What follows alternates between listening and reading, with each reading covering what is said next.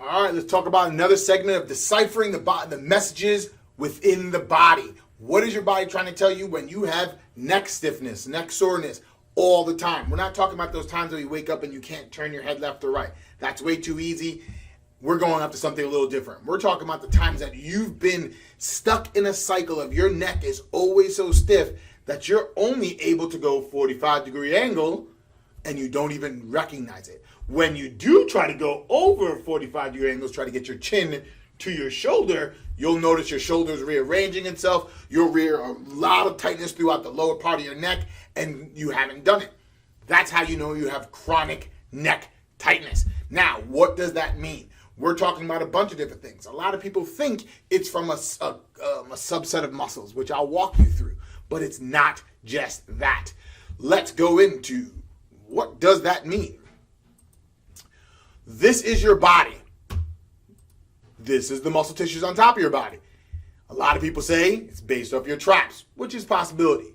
We're going to eliminate that altogether.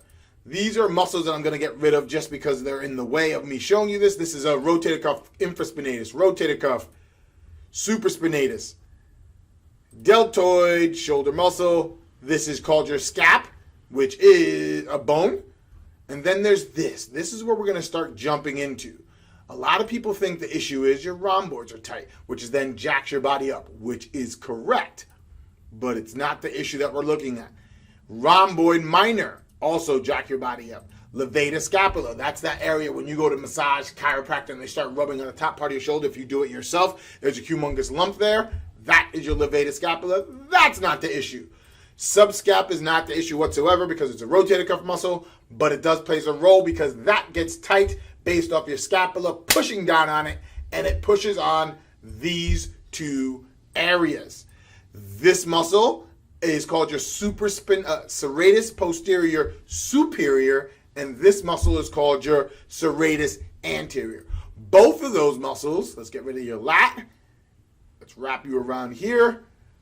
Let's go over here, take away your pec so you can see this in totality.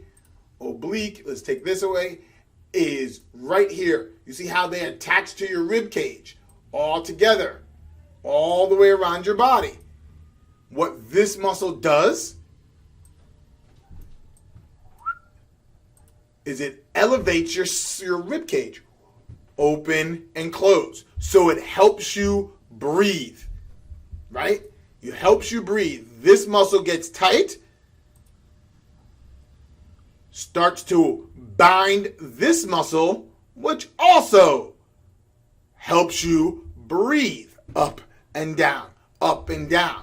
So every person that I found out, that I've worked with in the past that has neck tightness where they can't do that, also has an issue with they can't breathe. So they're having neck tightness based off the fact that they can't breathe. So this is where we're going to take it apart and look at a few little things. What does the neck represent? Refusing to see the other side of things. And that's the easy one where you can't turn your head left or right. That's easy. You want to just start looking at your life and seeing what decisions are you not talking about? What are you not looking for within your partner, your spouse, business partner? All these different things. Are you not understanding their side? Simple. We're looking at the stubbornness and the inflexibility in life. That's number one. Then you want to go down to your chest. Why is your chest tightening up in that way? Chest is all about the connection, love, grief, sadness, boundaries. Look at when does your body want to lock down? Think about taking your breath away, like you're not taking breath because you're in this slow place.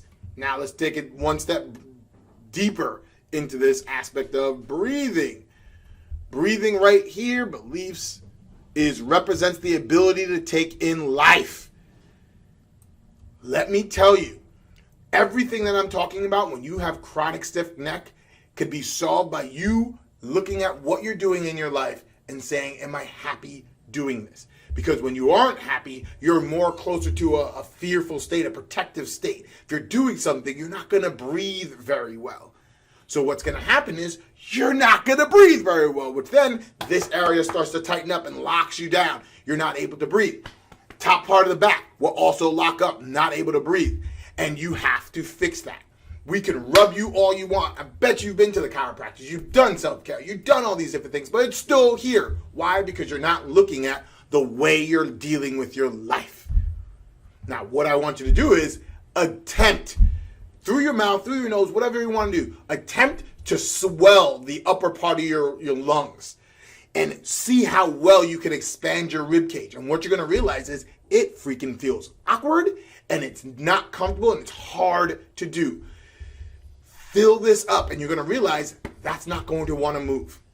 So if we want to backtrack and say the things that you need to do to clean this up, you want to start working your serratus anterior and getting to that area underneath the rhomboid and underneath your scapula. And there's tricks in the trade that I teach people how to do. Just reach out to me and I'll tell you that. But you want to get to those areas, because I can't say the word aspect very well. You want to get to those aspects and clean them up. But the bigger thing is you can do that till your face turns blue, but unless you stop the things that's getting you to not enjoy your life, happiness, you're always going to be clamming shut. You're always going to be going back to that person trying to ask for more help. You're always going to be able to be stuck always here, and now you're more likely not to listen, to not be present, because you could only see only what you want to see. You're not going to be able to see the other person's point of view. That is how deep listening to your body can go. That is what I want you to start looking at. Look at how your body's been talking to you, but look at these deeper signs. Until the next one, later.